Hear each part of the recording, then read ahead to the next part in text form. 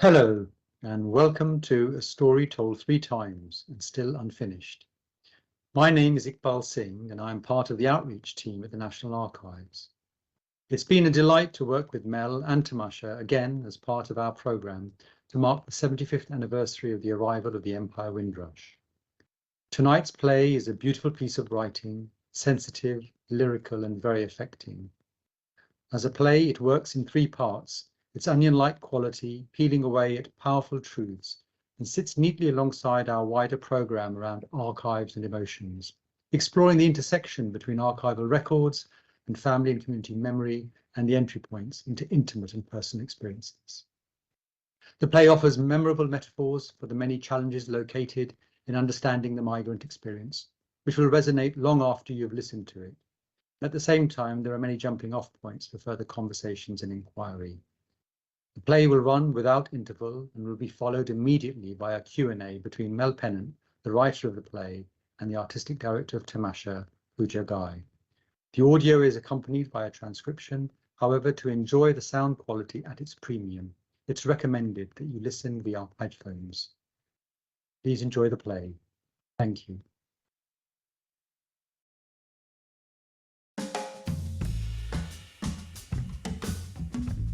A Story Told Three Times, but Still Unfinished, by Mel Pennant.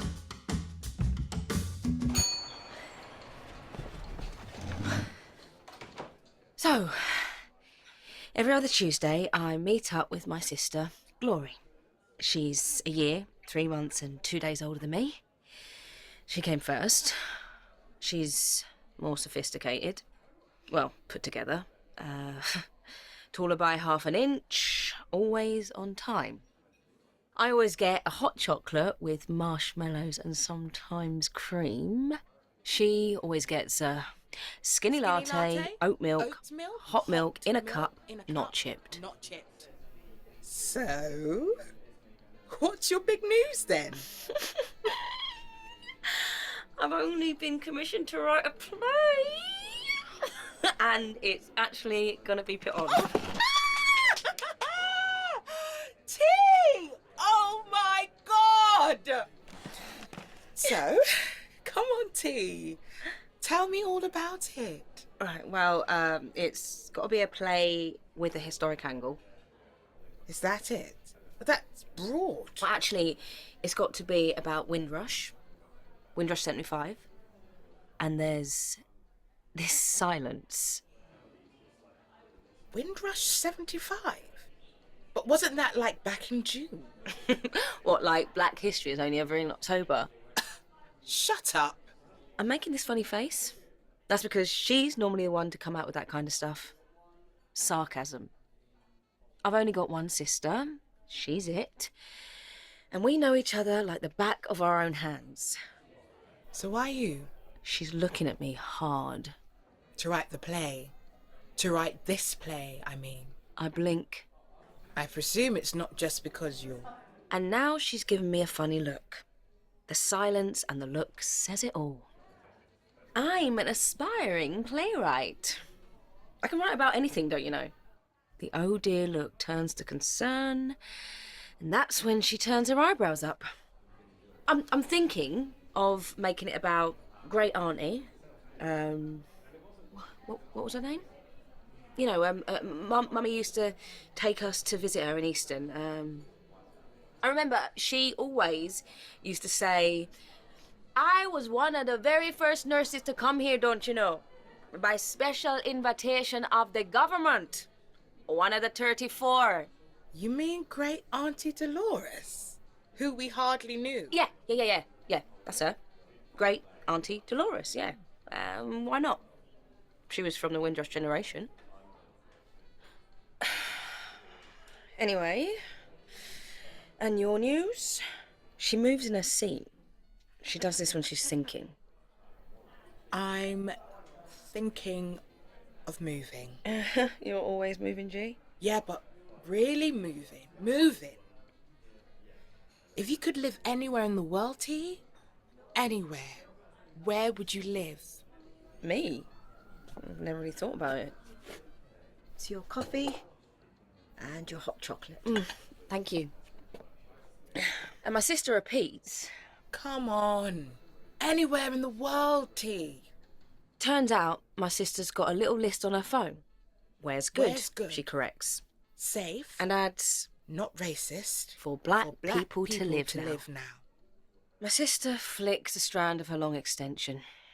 She'll later tell me that this is when she told me that she has been thinking about this for months. Leaving, that is. But she didn't. She's never mentioned it to me before. And when she mentioned it, then, well, as you can see, it barely registered. It disappeared in her coffee cup. In a slurp.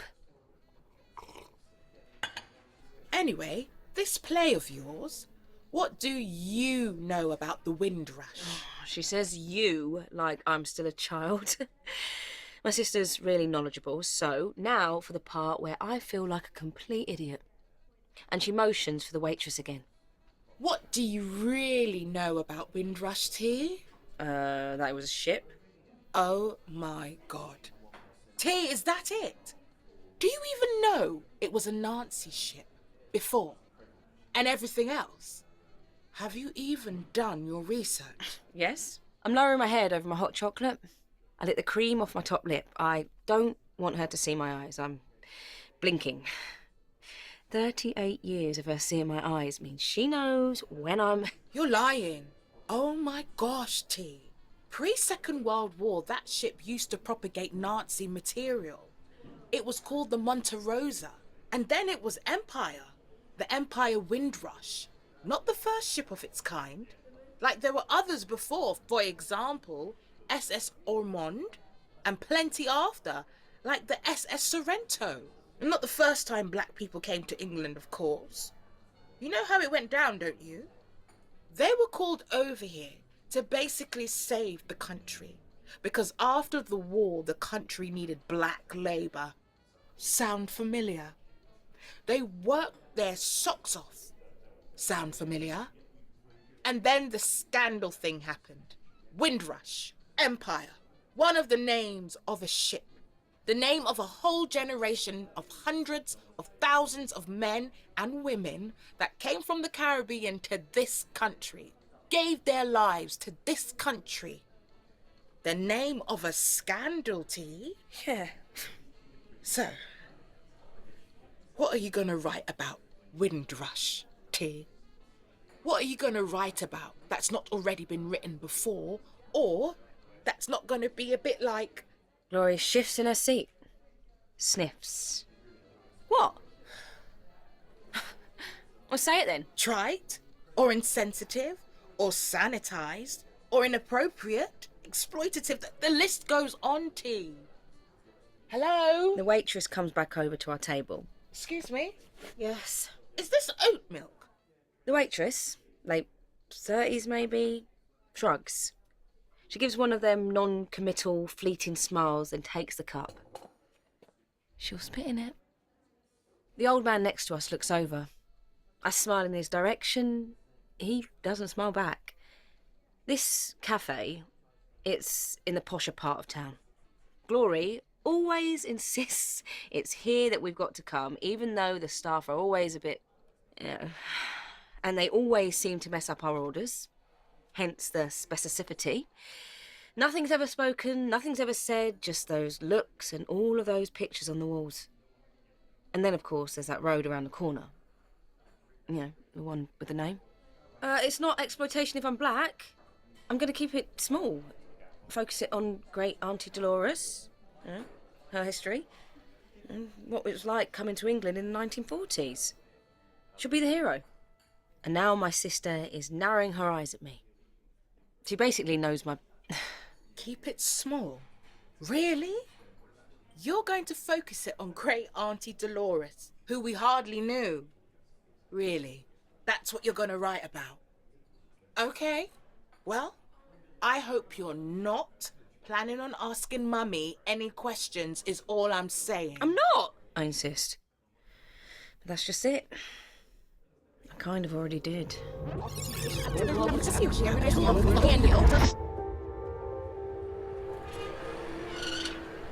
On the Sunday before the Tuesday, I went to visit Mum and I told her my news. Mummy, I've finally got a commission to write a play. And she stops what she's doing, dries her hands, and she turns around and she hugs me. And when I say hug, I mean really hugs me. She's been on my writing journey too. And then she takes a step back, looks at me, and she takes my hand in hers and she grips it really tight. She says, I'm so proud of you, my baby. Your play will be everything. and I beam at her.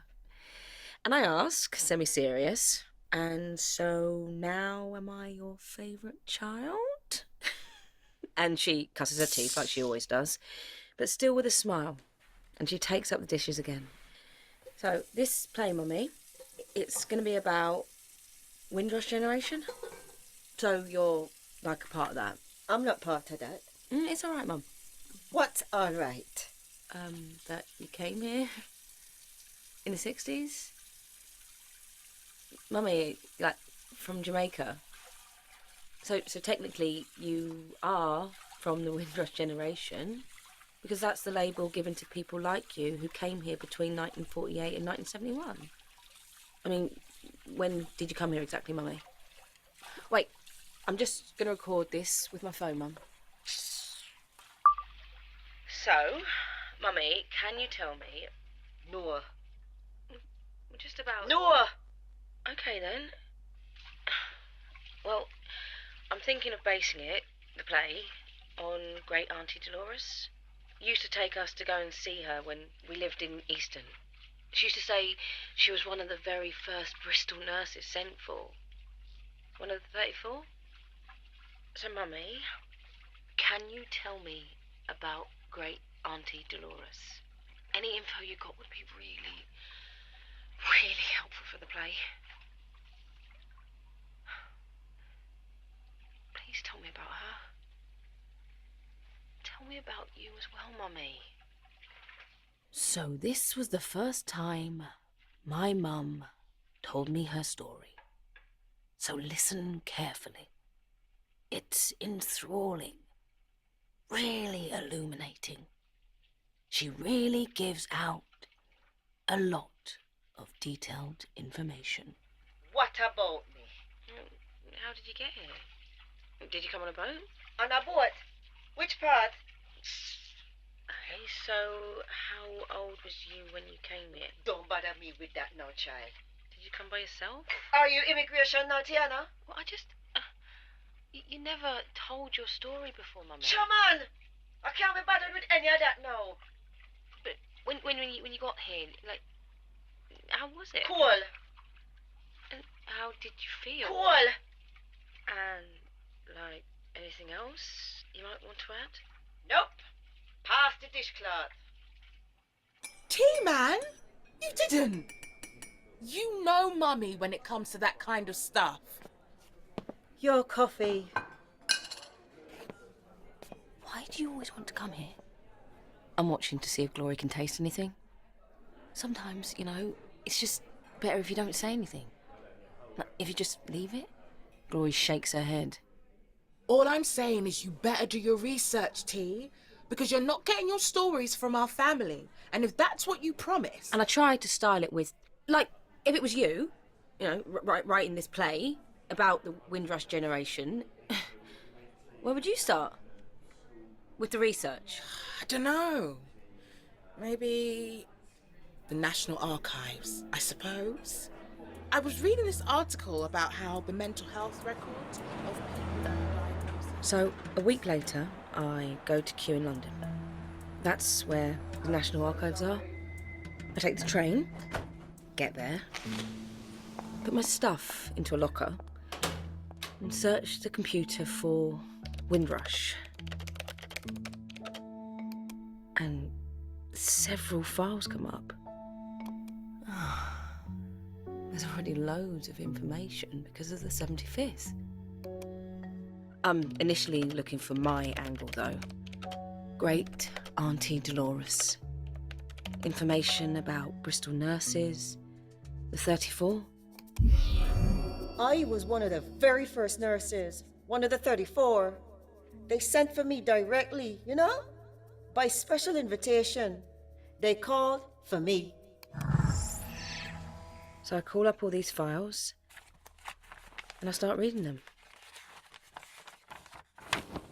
And that night, when I finally do get to sleep, as I'm tossing and turning in bed, I have the first of this dream that keeps coming to me over and over again in the following weeks.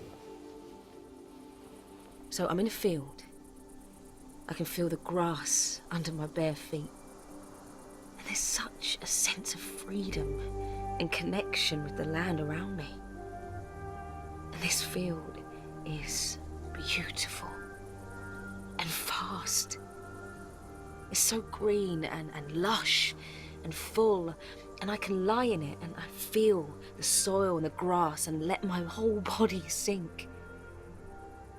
And there's a man in front of me. A man who, I swear, I've never seen before, but yet he is so familiar. Tall and lean, and I can only see the back of him. And I'm watching him work in the field. The skin on his arms are bronzed and taut. And I feel like I know them. His arms. Like I've been in them. The way he holds himself is so upright and proud. But when he goes to move off, he has a limp. And suddenly he turns, and he's got all these things in the breast pocket of his shirt. The whole world in his breast pocket. Including me. No, that can't be right. And then he turns and he taps his breast pocket and he says, I never forget you, you know. You are right in here, son. Always. And he taps his breast pocket and pulls out this little photograph, but I can't see the image on it. And I really want to see the image on it. And then he's gone. I mean, what's that about? And I wake in a sweat.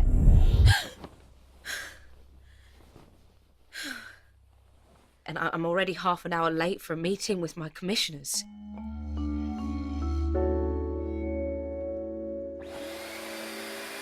I'm back at my mum's. How's the play going, Tiana? I was late for a meeting with the people that are paying me to write it. Tiana. And when they asked me what exactly I'm going to write about, I kind of said I didn't know. I was hoping that the research would spark something, but when I went to the National Archives, you know, the place in Kew, I couldn't find anything about Great Auntie Dolores. Or anything else, really. And it was all a bit... What, Tiana? Intimidating, impersonal, dry. Oh, Tiana. Anyway, at the end of the meeting with the commissioners, they're all like, thank you, and when can we expect the first draft? Oh, I think I might lose the commission, Mum. Okay, then. What is it you want to know about Auntie Dolores, Tiana? Just anything interesting. Well, Auntie Dolores met her husband, Uncle Dudley, on the ship Over. On the ship Over? Mm-hmm. As I understand it. She was from Barbados, a young, attractive woman of 20 maybe, and he was a Jamaican.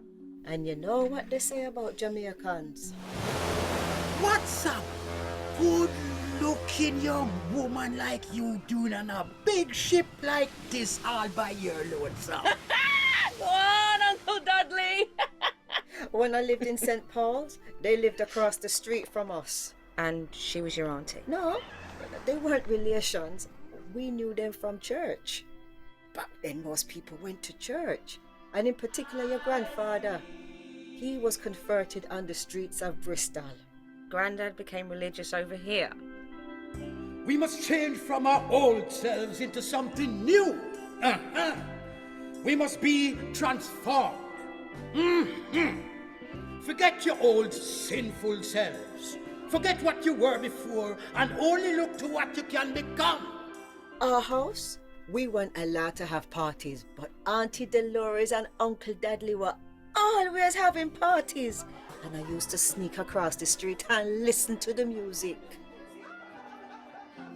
And this is when Mum tells me her story for the second time.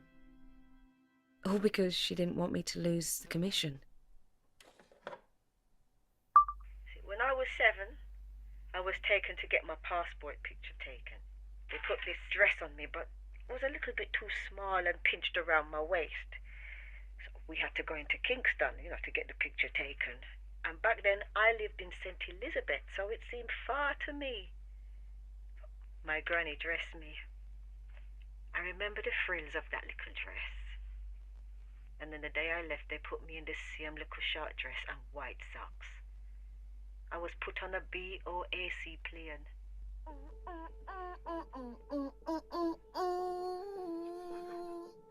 When I came to this country, the first thing I remember was the smoke.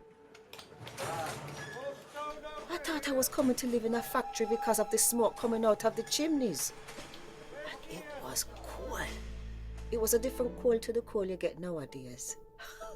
We used to put the jelly and the milk on the windowsill. That's how cold it was.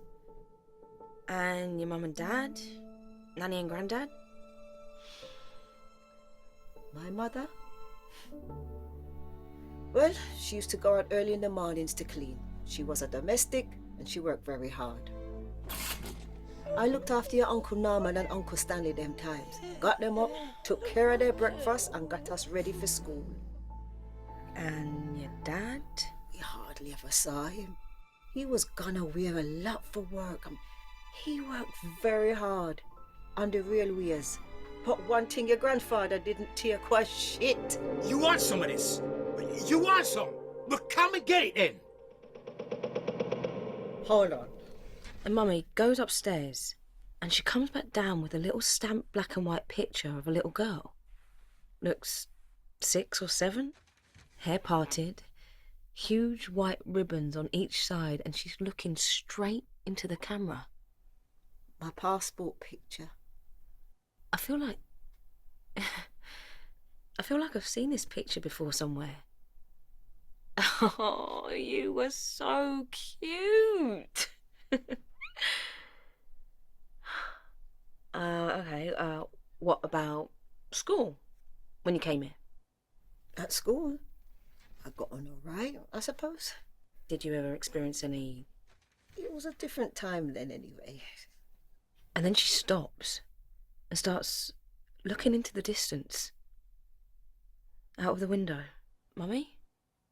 You go back to that place, T. To the National Archives and you'll find what you're looking for. There has to be something there of importance to your story. You find it. Do you understand me, Tiana, right? And she reaches out and takes hold of my hand again and grips it in hers. Mummy, was there ever a man who used to work in a field that we knew? He used to carry lots of things in his shirt pocket? And my mum's shaking her head no. What man? He had a limp, I think. And I swear, the blood drains from my mum's face and she lets go of my hand. And she rushes back to the Hoover again and she does something that I won't talk about now. It's something that I've never seen her do before.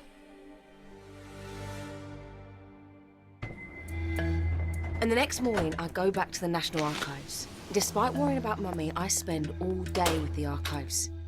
I don't leave until it gets dark.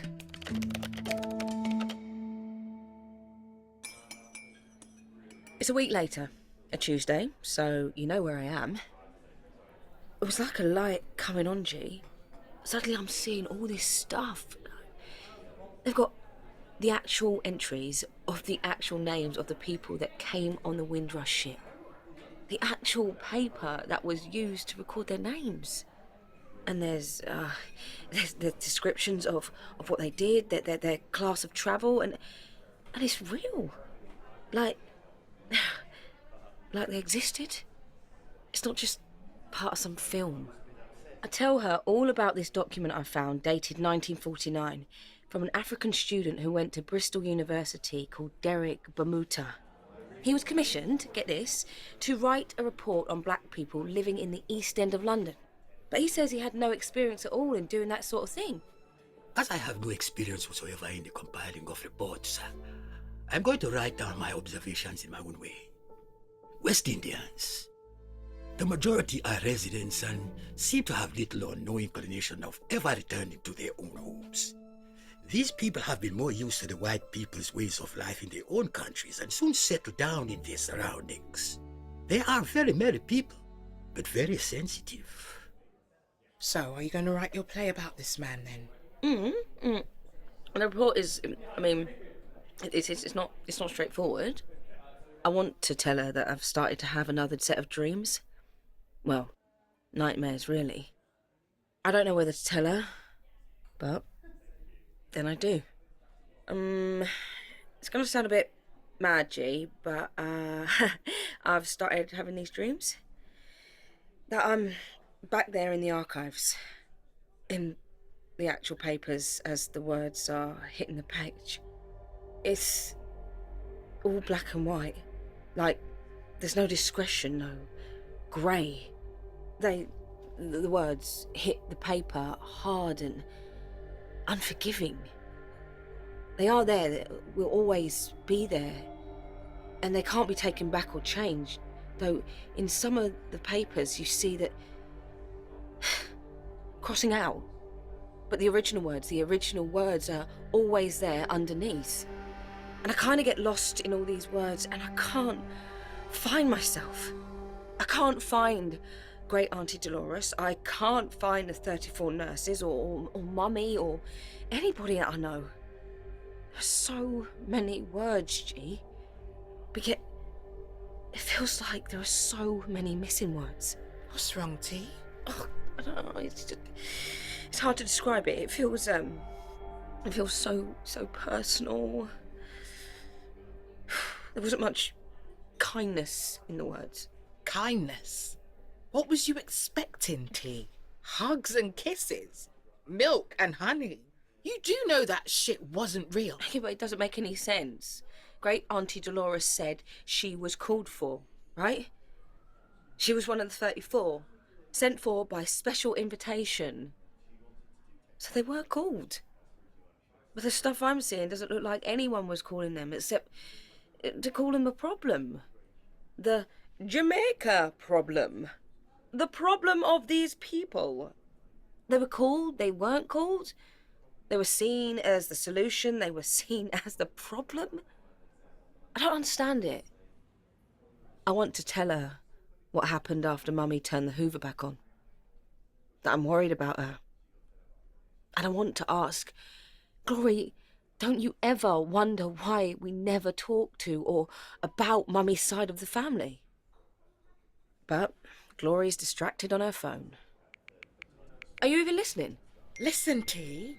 Everything isn't just about you and this bloody play. And before I can respond, she says, I've got something to tell you. And she's shifting in her seat. She says, I've been keeping this on the down low because of Mummy. But like I told you before... She never. I've applied for and received the visa and I've booked my flight. What, you're going on holiday, Glory? When I'm about to do my play? It's a one-way ticket, T. To where? I've settled on Ghana. And I find myself laughing. But Glory's not laughing with me. What's here for me now, T? Huh? Like, seriously. I want to be in a place where I'm free. Where I don't have to whisper. Where I don't have to second-guess every decision I make. She's talking, where I can get exactly but I'm not hearing what she's saying. And I do this thing where my whole body starts to shake. And I'm hyperventilating. I'll come back. I promise. And I can't control it. I can't move. My feet feel like lead and my head is all fuzzy and I don't know what's happening to me. I'm sinking. And I'm suffocating and her hand is slipping out of mine and my clothes feel rough against my body and squeezed in at the waist and my shoes are too tight. My toes are all pushed up in my shoes and I can't control myself and I start to shake and I'm shouting words at her, all kinds of words forming on my tongue and she's crying and I'm screaming. And all eyes in the cafe are suddenly on us.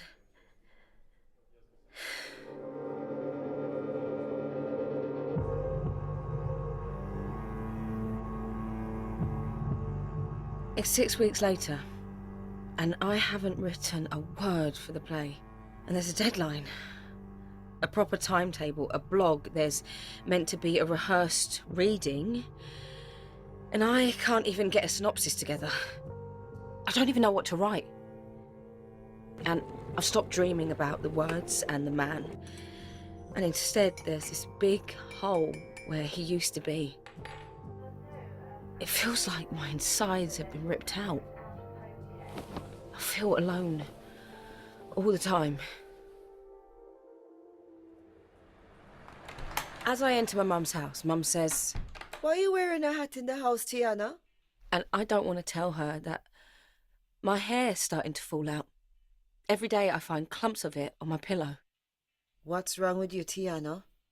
I haven't spoken to my sister since our argument, and now I'm sitting in Mummy's front room because Mummy said if I don't come, she'd disown me. My sister's late, and when she eventually turns up, she says, How's the play, Tiana? "Oh, I want to kill her." She looks removed. Her hair's cut, she's wearing a dress I've never seen before, but her face, the way she walks, is all different, shifted.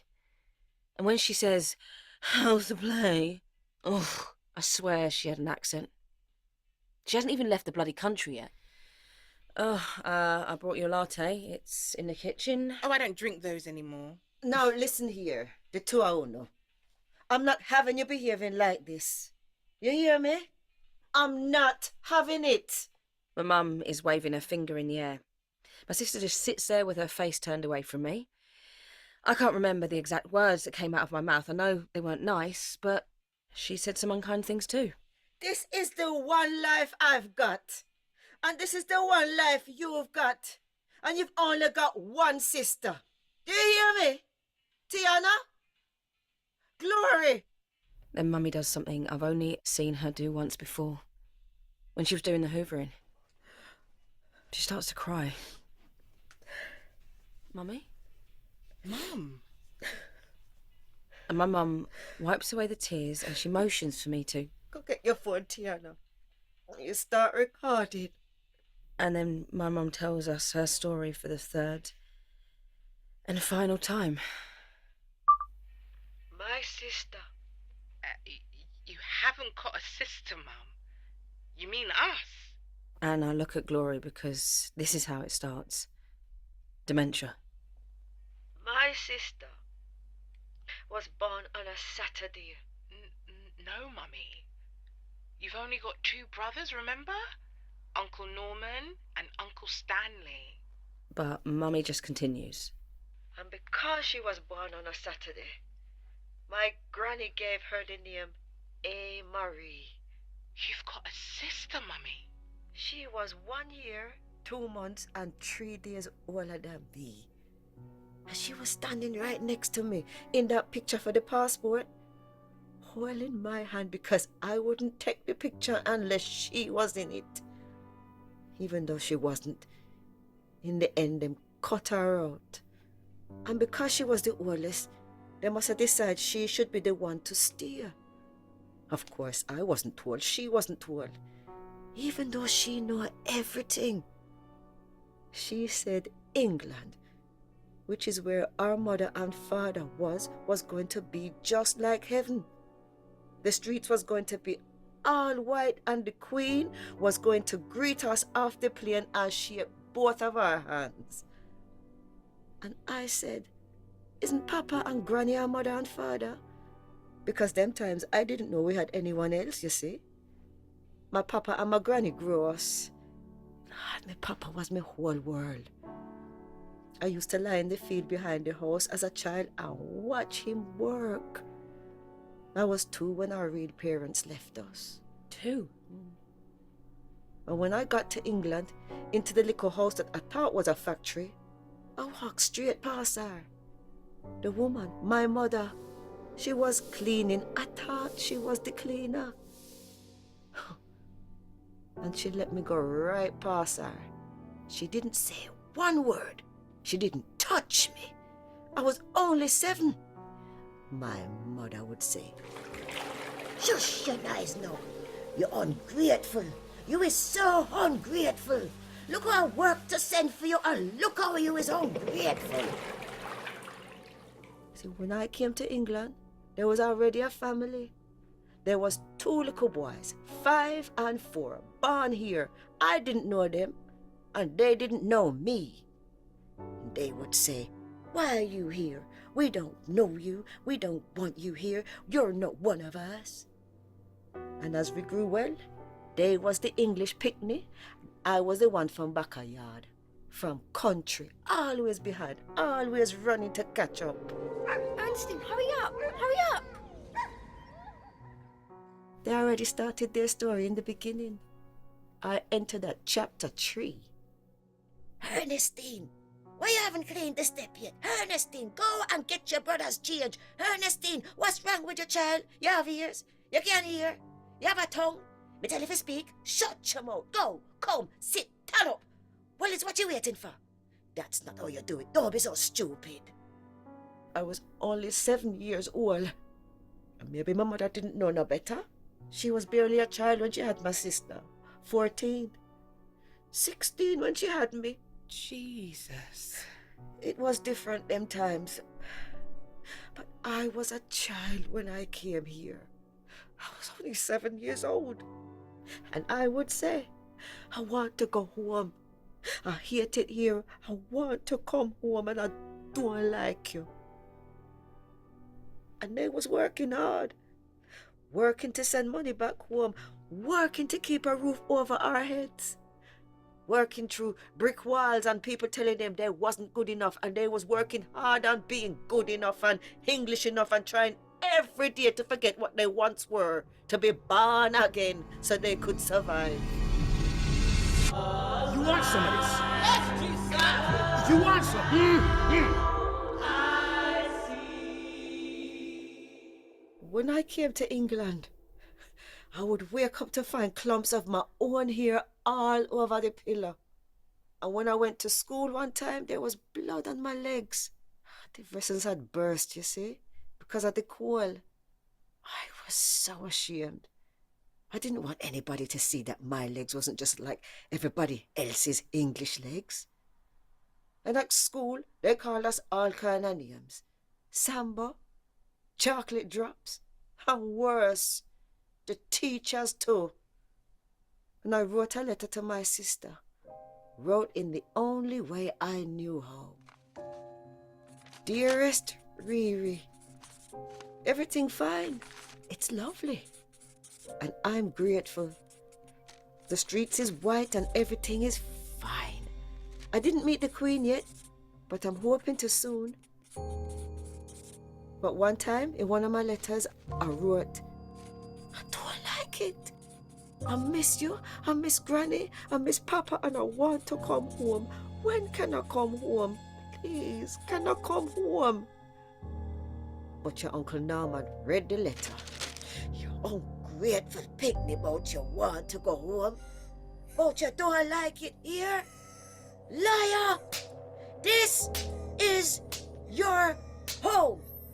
Don't ever write such filthy lies again." What happened to your sister, Marie, Mummy? And now my mummy's whole body starts to shake. And she's hyperventilating. And the tears. Turn the phone off now, Tiana. Stop recording. Stop Recording!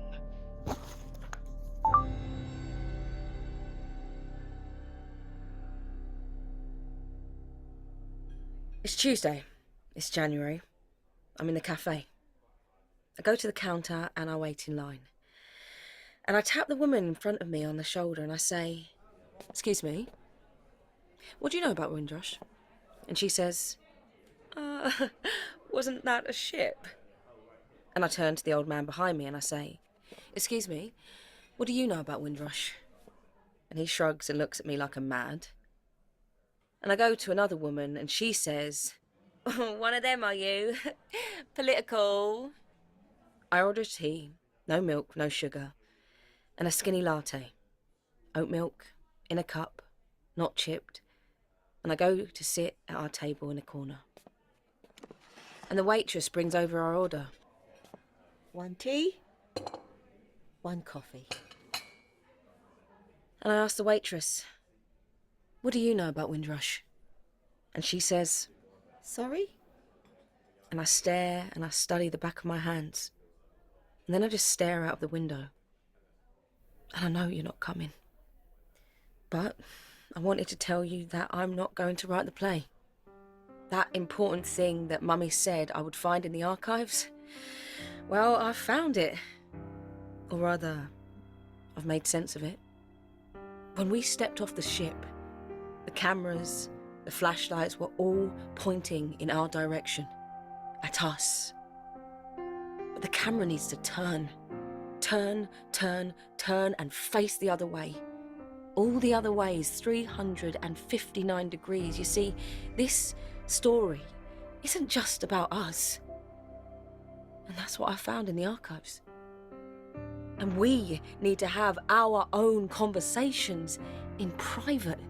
The ones between you and me and Mummy and Great Auntie Dolores and Grandma and Great Granddad, the man with the pockets filled with the world, and his mum and dad, and their mum and dad, and their mum and dad, and their mum and dad, and their mum and dad, and their mum and dad, and their mum and dad, and their mum and dad, and their mum and dad, and their mum and dad, and their mum and dad, and we haven't even properly begun to start having those conversations yet.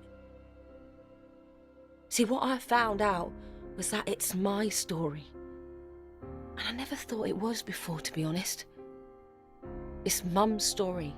It's Mum's story, but it's also the waitress's story and that woman and that old man at the counter story. It has to be. And the thing is, they don't even know it's their story too. The story that goes so deep and wide and stretches whole continents and whole generations backwards and forwards and backwards and forwards. It's about us all. So can you see it, G? That you were right all along. It's impossible to write. That's what you were trying to say. And I can't write the Windrush play.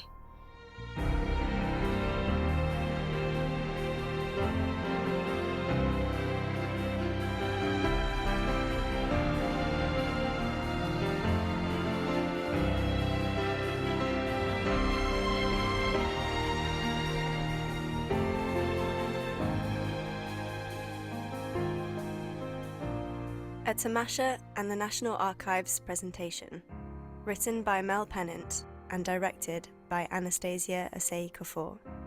Sound design by Louis Blatherwick, featuring Nina Toussaint-White as Tiana, Madeline Appiah as Glory, Susan Lawson-Reynolds as Ernestine, Great Auntie Dolores and Waitress, Ricky Fearon as Man in Field, Derek Bermuda, Preacher, Uncle Dudley, and Uncle Norman, with special thanks to the Caribbean communities of London and Bristol, who shared their stories and testimonies.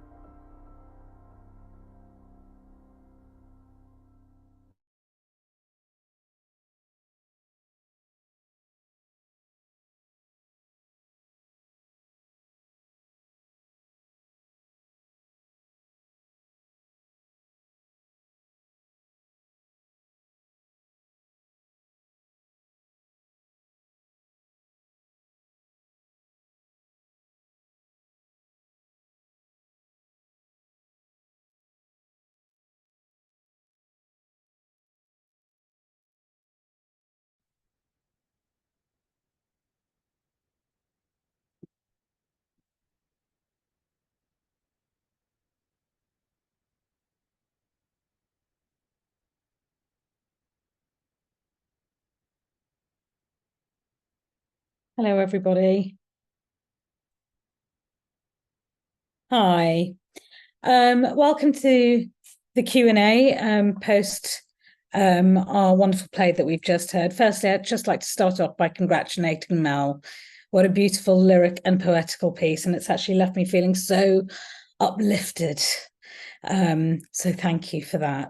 I'm going to start by asking some questions around your process, Mel, and this extraordinary piece that you've written. With the 75th anniversary of Windrush, we've all been having conversations around underrepresented experiences of the Windrush generation. And I wanted to know a little bit about the process of creating a story told 3 times and still unfinished, and how it widened your understanding of that period and what you've learned. Thank you. I think, thank you. Firstly, thank you so much, Pooja, for what you said. And it's wonderful to be here this evening and to see everyone who's logged in. So thank you so much. So yeah, the things that I've learned, 2 key things really. One of them is in relation to the archive material that I was able to look at, and that Iqbal and others at the National Archive has provided to me. I've always been told that I've always thought there was a very clear call for people from the Caribbean to come here. You know, they needed us, we came, we worked, etc., etc. And what really surprised me was that I wasn't seeing that really clear call in the archive material that I was seeing. And I think at one point I sort of approached Iqbal. I was like, where is this clear call that I'm so familiar with, this narrative around, you know, they called us, they needed us. And I was so surprised not to see that very clearly in the archives. I mean, you know, history has certainly played out in terms of, you know, what the Windrush generation has provided and the enormous contribution that they've made, but I just wasn't seeing that call, and it really surprised me not to see that. And instead what I saw were a lot of records that were trying to differentiate different types of groups, a lot of records that were showing a bit of discomfort and uncomfortableness around the narrative here, you know, and it just really surprised me. So that's something I learned. And I think, you know, the other thing that I learned was from the workshops that we did, which were just amazing. But I'd never really thought about the impact of migration on the communities that you leave behind, on that grandfather, you know, who, you know, lost all of his family and may never have seen his family again. And I'd never looked at it from that perspective. And actually in the workshops, I really started to think in that space. And I just thought it must have been so tragic for that whole generation who lost a whole generation. And yeah, and those two things really stuck out for me.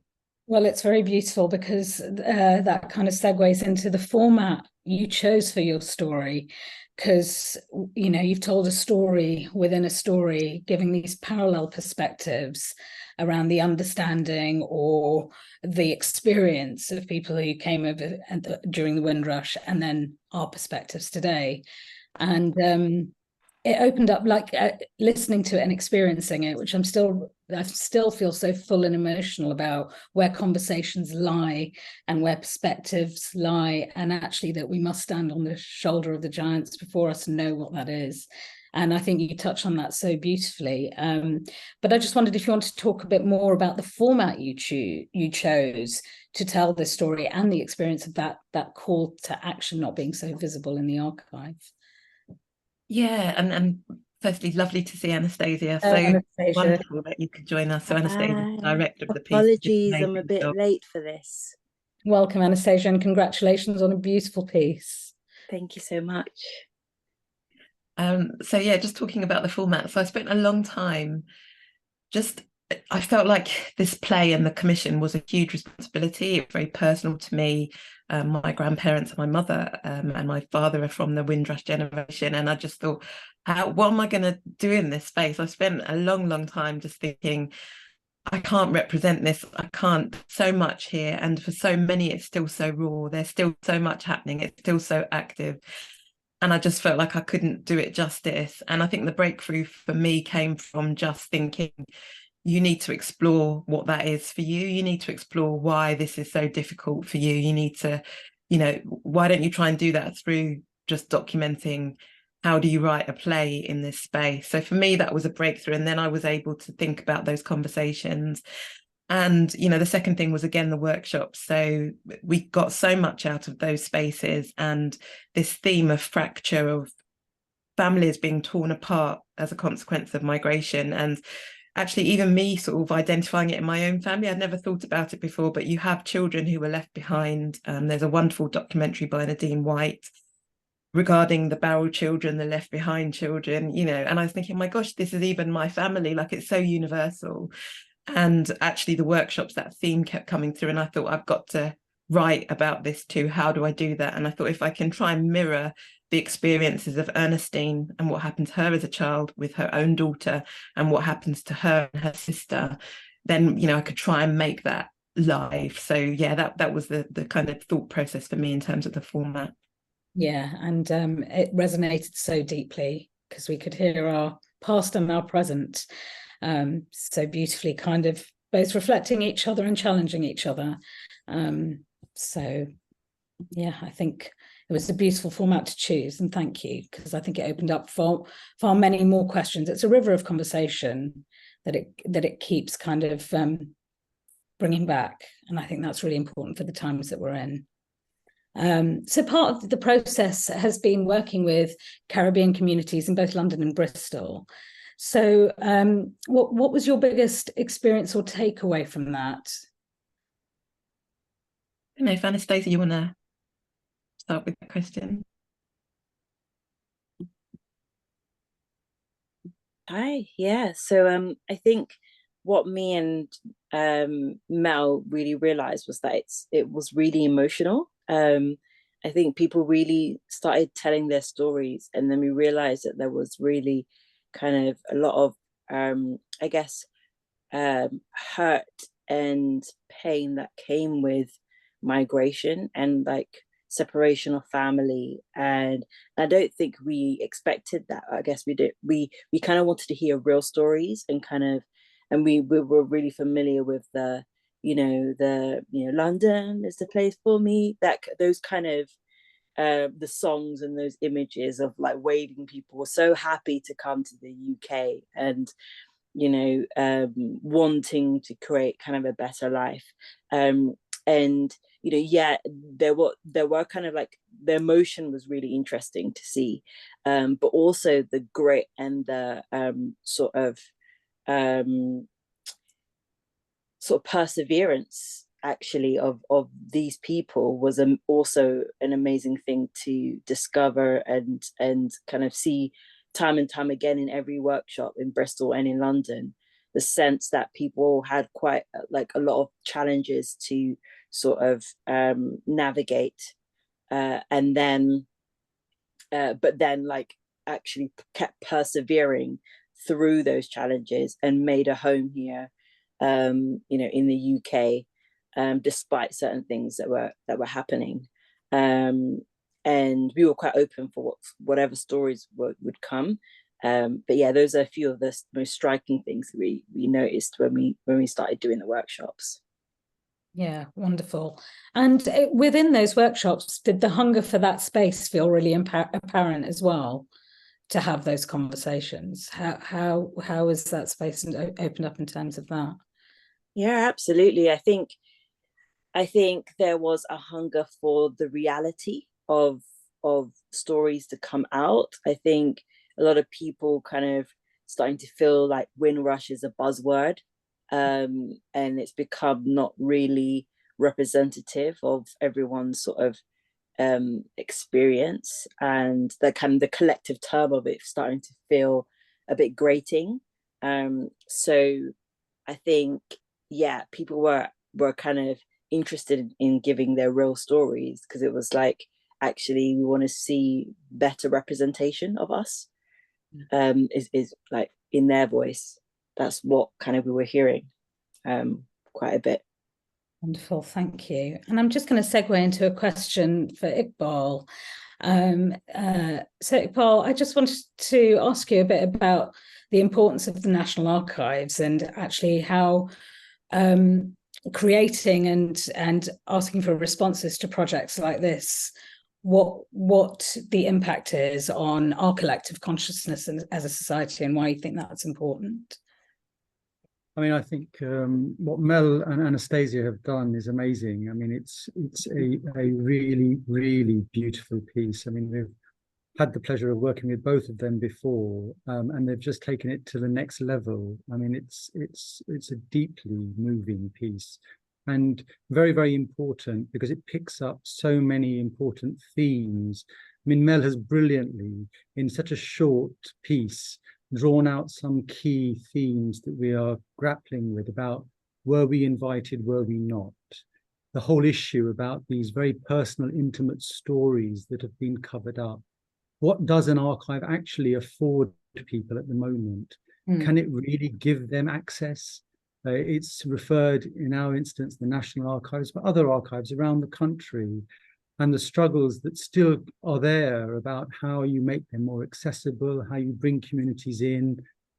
So I think in just this short piece, you know, the work that Mel and Anastasia and the team have done, and the high quality, the standard that Anastasia's achieved with the actors and actresses, and the sound, Louis' work, others, it's that kind of quality and giving it that kind of platform that I think is so vital in making dusty records hidden away come out in a way, because it whets our appetites, it gets people interested. And it's been such a important process that we've been involved in over a number of years with the audio plays, and Mel's been involved in now, this is her third for us. And it's just amazing to watch that development. So, and it does speak to the collective. I mean, the things that Mel and Anastasia and the team have brought out in this play are picking up on things that we've been researching over this year, in terms of those disappointments that people feel, the feeling that they want to be recognized, that they need to have their own conversations, and that this moment of 48 is actually very important for us all. And that's what was so brilliant about Mel's invitation towards the end, that this is a conversation not just for the Black community, it's not just a conversation for immigrant communities, it's for everyone. And that 48 moment in many ways does mark an extraordinarily important transition in this country's own history. And so whilst in one level we're absolutely right to pick up the point that it's not just about 48 and onwards, but actually it does allow us a really important and incisive moment to say there's a new conversation that starts to happen in this country. And so I think for all those reasons and many, many more, what's been achieved by the team is just, you know, spellbinding. Absolutely. Thank you, Iqbal. And yeah, the importance of, you know, the erasure of our stories, understanding that and reclaiming them. There are some questions in the chat, so I'm going to turn to some of the audience questions. This is from Rebecca. Going back to the call, was Glory's plans to move to Ghana related to the recent years of the call for those from the diaspora to return, or was there some other reason for Glory's plans? Oh, it's a good question, Rebecca, and thank you for it. I think probably I had that in my mind. I mean, as I said, I just kind of wanted to mirror this idea of a fracture between siblings and what that does to a relationship. And I think there have been recent conversations around, you know, where, you know, can Black people live safely without the fear of racism now? And, you know, I've seen and, you know, had those conversations. So the answer is probably that was somewhere in the background. It wasn't sort of an active sort of thing that I was thinking about, but it was definitely, you know, part of my thinking in that space. Thank you. This is from Richard Jones. I was very struck by Ernestine's reluctance to talk about her own family. To some extent, why English people can also be quite shy to talk about difficult family issues. Is there a particular Caribbean experience here? So I would say definitely. I mean, Anastasia spoke about the emotion in those workshops. There are a few of them where we were all in tears because it reflected exactly that situation where you had, you know, I hope that some of the participants in that workshop will be listening. And I hope that, you know, we haven't focused on a particular story, but there is a theme coming through, and there were people in those workshops who had that experience exactly like that, and their relationships with their families had been fractured, and there were separations, in exactly the way that the play describes. So yes, absolutely is the answer. And this is from Bridget Palmer. So amazing, thank you. I wanted to ask whether the theme of the story not being told, or only being partly told, or told late, was something you found in your research or workshops. Yeah, I mean, Anastasia, I don't know if you want to speak a bit to that. Yeah, absolutely. I just think that there are so many, a sense of like so many family secrets, and not deliberately, some of it not deliberately kept, but because of the trauma of certain things, or the desire to make a new life and therefore push certain things into the past, just meant that there were things that took a while to come out to people, that people are like in their adults before they hear certain things about their past or their parents, and an ongoing sort of discovery of who their parents are and what their parents went through, and also just discovering things about themselves, about why certain things were the way they were when they were younger. So those who were like in their 50s and 60s in the workshops, kind of talking about kind of when they were younger, what experiences they had. So yeah, it was interesting. I think when things are when migration is involved, sometimes there is like that separation of, this is who I was before when I was in this country, and this is how this is the life I want to make now, and therefore not so much of a focus on kind of things that maybe should be, or would, younger generations would want to hear or want to have been passed down to them. So we discovered that a lot. Great. Thank you. I'm just trying to see if there are any more questions in the chat. If anyone has any more questions, please feel free to add them to the chat. And I just wanted to pick up a little bit on what you said, Anastasia, regarding what the process and this piece has brought in terms of conversations around migration in the UK, and possibly kind of working with your creative team, what those conversations brought to this story and the process too, and your actors. So I think it was a case, I think we it was kind of a joy to bring to life this story, because it felt like it married the sort of, I guess, us as creatives, like in terms of the creative team kind of understanding what it means to make work, or to bring work to life, and the actual issues. And I think my conversations with the actors were about how close it was to certain, like some of our experiences, and understanding, being as creatives, trying to bring something that is close to you to life. And so like that felt like an experience that was close to us, and wanted to bring bring to life well, because of that, because of the kind of the importance of the story, that kind of it's hard to mine your personal story for art, and that's the journey of our main character. But also I think I think sometimes there is the, tell us your story pressure, and actually there's a cost to it sometimes. So there's that. I think it felt like these voices were familiar, and so when we were talking to the actors, it didn't feel like it was a stretch to try and kind of bring them to life. I feel like there was more to your question that I haven't answered. No, because I think the point that I'm drawing on from what the story created was these different prisms of the story that that we all hold on to it in different ways because we're all different parts of that history, yet we are the same history. And I think the takeaway listening to it, and like Iqbal says, it's so emotive, it's so heartfelt around the conversations we want to have, being born in this generation or being born in the 1920s and going through that experience by the 1930s and 40s and being in this country. And so the creative team, the actors involved, kind of their responses to what it was unearthed, that catharsis, I guess.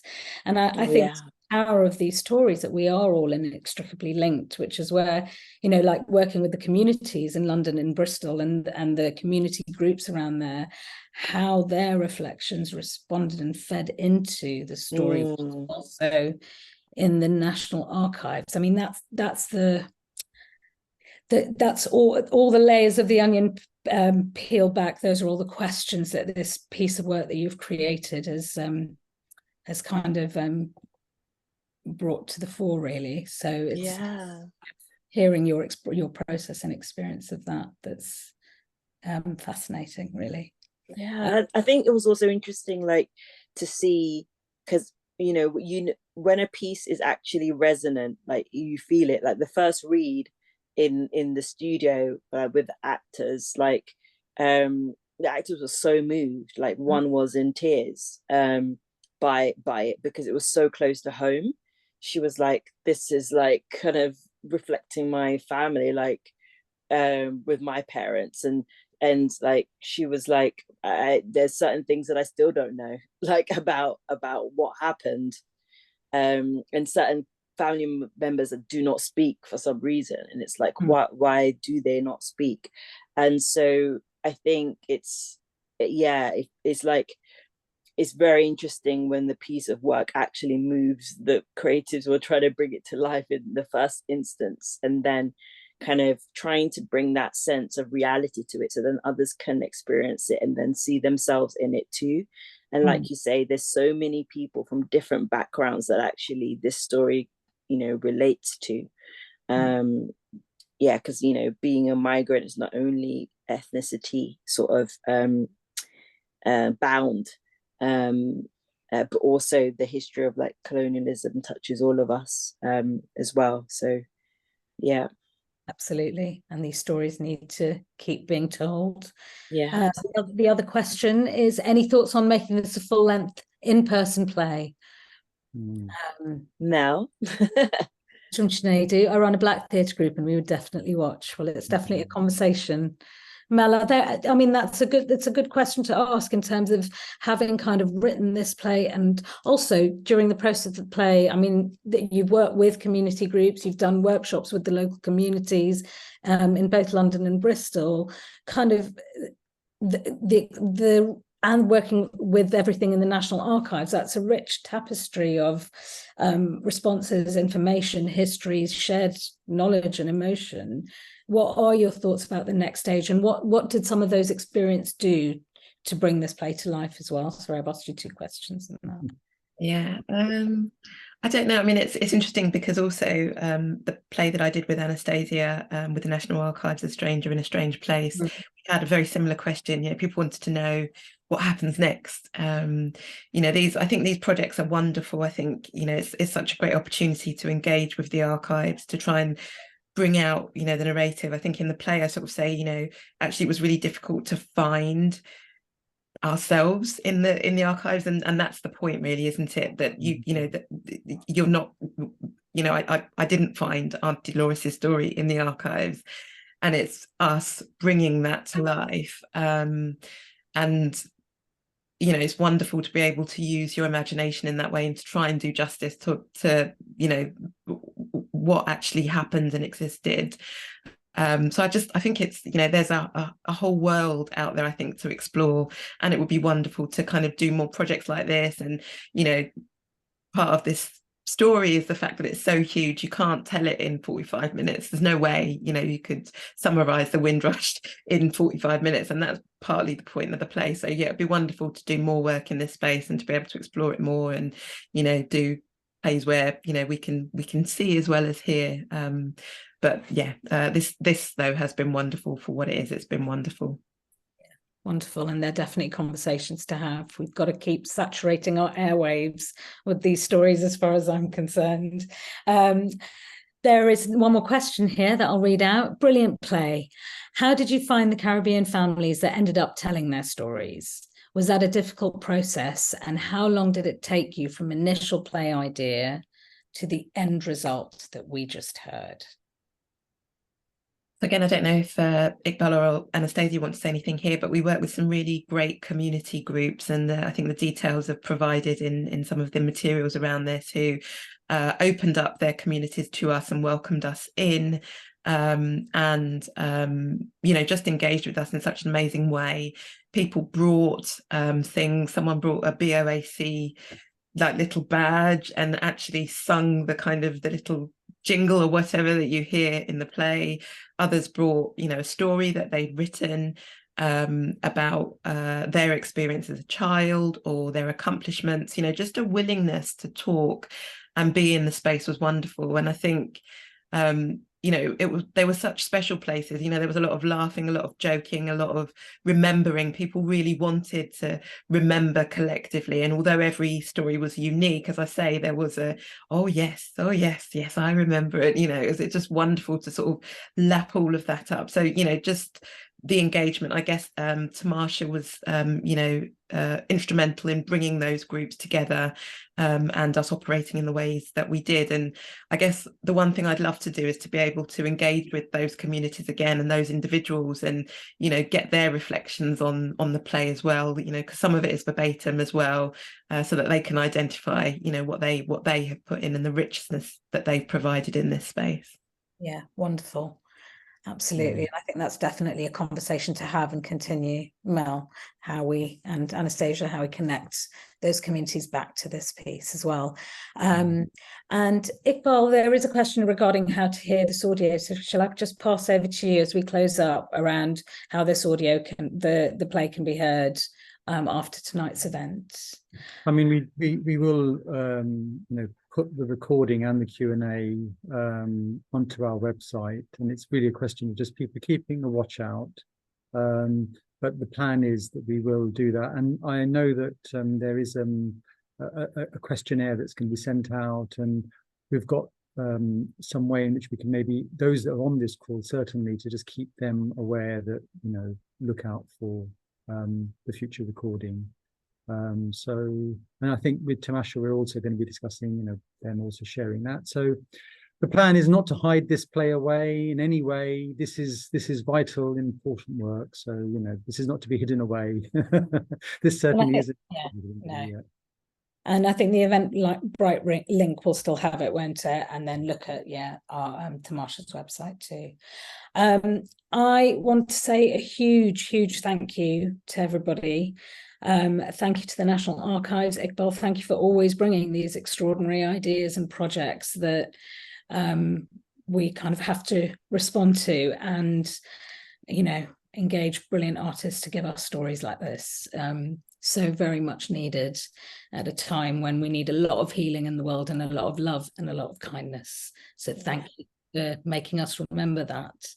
And I just want to say thank you to you, you know, Prisha and Tamasha, because it was a pleasure, like, to really work with you and the National Archives, Iqbal, and to just give us a chance as creatives to be able to engage with a story that feels really real and important. So facilitating and producing all of this has been like so great. Me and Mel had a really like interesting, powerful, like great time doing this. Right, thank you, Anastasia, and more I say. Let's keep the conversation going. Thank you so very much, and thank you to everybody who joined us tonight and have been part of this conversation and heard this wonderful play. I hope to see you all again soon. Thank you. Thanks, everyone. Thank you, Mel. Thank you, everyone. Bye. Bye. Bye-bye.